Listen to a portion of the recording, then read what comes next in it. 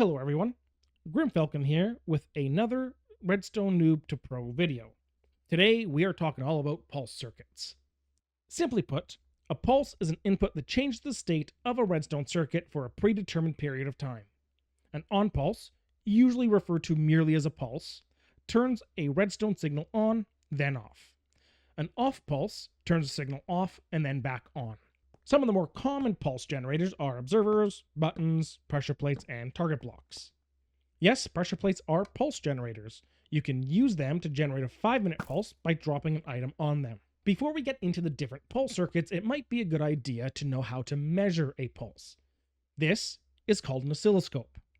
Basically, the pulse powers on, and when it powers off, it locks all of the repeaters so you can count the ticks. Every repeater on is 1 tick. 10 ticks is 1 second. Alright, now for the fun stuff. Well, fun might be an exaggeration, but it is at least stuff that we know for sure. Pulse limiter. You can probably guess what that does. It shortens the pulse generated. There is plenty of reasons why you might want to do that, and probably hundreds of ways to pull it off, but for the sake of this video, we're going to stick to my personal favorite 3. This one is fairly easy. You just need 3 repeaters. You actually saw this one in the oscilloscope we made earlier. This is a falling edge single tick pulse. Falling edge means it sends out a signal as the circuit powers off, as opposed to a rising edge, which will send that signal out when the circuit powers on. How this works is the circuit powers both of these repeaters at the same time, which locks this repeater, but keeps power behind it. When the circuit gets shut off, the repeaters both depower at the same time, which unlocks this repeater and leaves a 1 tick pulse behind it, allowing this repeater to send out 1 tick pulse. Another really easy one to make, useful when you have a very long pulse or even constant power that you want to turn into a short pulse. You will need a repeater and a comparator. A comparator goes in line with the circuit. Repeater goes 1 space behind it and 1 to the side. Connect with dust. I use this in my first Let's Play series to control the pulses from a daylight sensor to operate the castle gate. How this one works is repeater sends full strength signal into the comparator. Since the signal going into the side of the comparator is full strength, the comparator does not forward the signal and shuts off. Just be sure to set the repeater to at least a 2-tick delay. The third one is a circuit breaker limiter. You will need a repeater, a piston, a solid block. Can't remember the last time I used this particular one, but it is a very simple and effective one. How this one works is the signal powers the block beside the piston, forcing it up, which breaks the circuit, but before that happens, the repeater takes the signal from the block and pushes it along. You do want to use a sticky piston or a gravity block, or the circuit will only trigger once and you will have to manually reset it. Next, we move to the opposite of a redstone pulse limiter, a green air constant extender. Okay, we don't have to get quite that literal. A redstone pulse extender.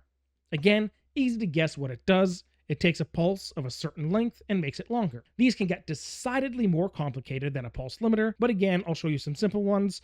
Just know the longer you want to make the pulse, the more complicated it could get. Very easy one is a repeater line extender. You need solid blocks and repeaters.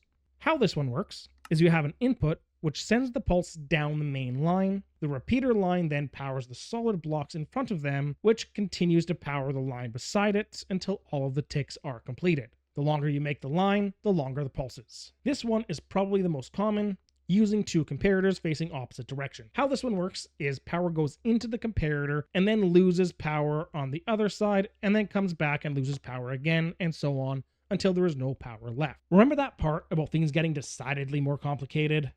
Well, this is what I mean. And this is still somewhat simple. This is a dropper latch pulse extender. Never used this one myself, but I'll show you how it works. Input comes in, powers this hard block, which powers the dropper above it and sends the item into the next hopper. That powers this comparator, which powers this sticky piston, unlocking the first hopper and locking the second. When the items run out, the comparator under the piston shuts off, powering the torch, which in turn powers the second dropper, which sends the item back to the first dropper. The piston then retracts and the items flow back into the first hopper to reset the system. Let's get into pulse multipliers now. Fairly simple. They take 1 pulse and they make it more than 1 pulse. Once again, literally in the name. Speaking of simple, it doesn't get more simple than this, an observer pulse doubler.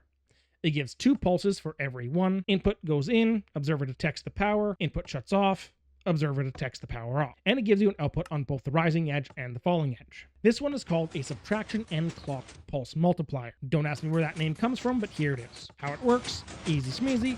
Input comes in, powering this comparator. That hard powers this block, which powers both the output and the multiplier line. The multiplier line powers the repeater, which shuts off the comparator, shutting power off to both the output and the multiplier line, which turns the comparator back on, and so on. You can change the amount of pulses by adjusting the amount of ticks on the repeater. Next up, we got pulse dividers, the opposite of pulse multipliers. They take more than one pulse and make it less than the number that went in. This one is called a dropper hopper pulse divider. How this one works is as the pulses come in, it pushes items out of the dropper into the hopper. That locks the output hopper. Once the dropper runs out of items, the item in the control hopper flows into the output hopper. That gives you your output, while also unlocking the dropper hopper, allowing items to flow back into the dropper and reset the system. This system will give a single number of outputs for as many items in the dropper. So if you put 5 items in the dropper, it will take 5 pulses to give you a single output. Now for one I put together a while ago. Can't remember why I needed this one, but I wanted to take an observer update from a redstone line and only wanted a rising edge output. This accomplishes that. Basically, as the input comes in, the observer detects that, but the power also locks this repeater, holding power until after the line shuts off, so you end up with one long pulse instead of 2 short ones. Although if you had more pulses keeping the line powered, it could also divide more than 2 into 1, I guess. Don't forget to like the video and subscribe for more content. And remember, Febreze is just flower farts.